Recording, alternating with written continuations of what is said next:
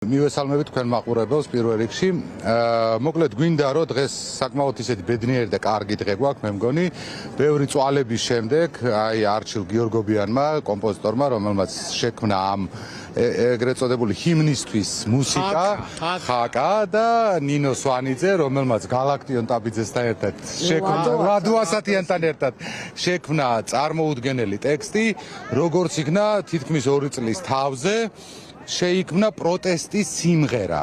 პროტესტის სიმღერა, რომელსაც ქვია შეძახილი და რომელიც ძალიან გვინდოდა, რომ მოგვესწრო დამოუკიდებლობის დღისთვის და აი ნინოსაც ორი სიტყვა ნინომ და გიორგი არჩილმაც რომ მოგესალმებით.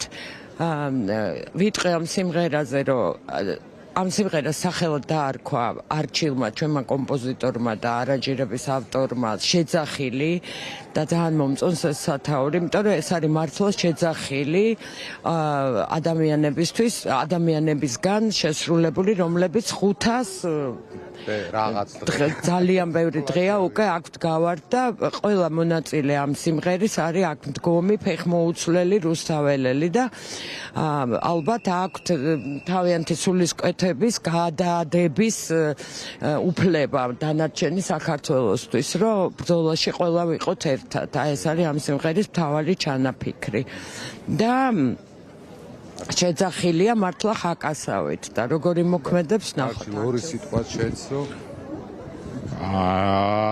ეს იყო უჩა იყო ინიციატორი, რომელმაც აი არ მომასვენა რა, რომ დაწერე და მე აგეთი რაღაც ჩემთვის ესთეტიკის ამბავში არ არის რა, რომ ეს ჰიმნები და მსგავსი რაღაცები წერო და ბოლოს ისე მოხდა, რომ რაღაცა დაიბადა პატარა რაღაცა მელოდიური მონახაზი და მე ნინომაც რომ მომაწოდა და გადმომისროლა იქიდან ტექსტი და უკვე დაიძრა და ხო და გიორგი ეს არის ოქრო.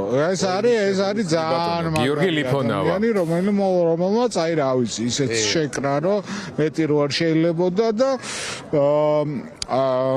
მადლობა უჩას, მადლობა ნინოს, მადლობა გიორგის და მადლობა თქვენ მონაწილეს. დიდი მადლობა თქვენ და ვიცი რა, რაღაცა ესეთი ოპტიმისტური კარგი შეძახილი გვაქვს რა. დიდი მადლობა თქვენ. მაყურებელს შევახსენოთ, რომ შემოძახილი, ასე ქვია ამ ვიდეორგოლს, რომელსაც ახლა ჩვენ გავჩვენეთ. პრინციპი შეგვიძლია ვთქვათ, რომ არის პრემიერა, თუ საიდან წარმოიშვა ეს იდეა, ვინ შექმნა ეს ყველაფერი, ამის თაობაზე უკვე ინფორმირებული ხართ.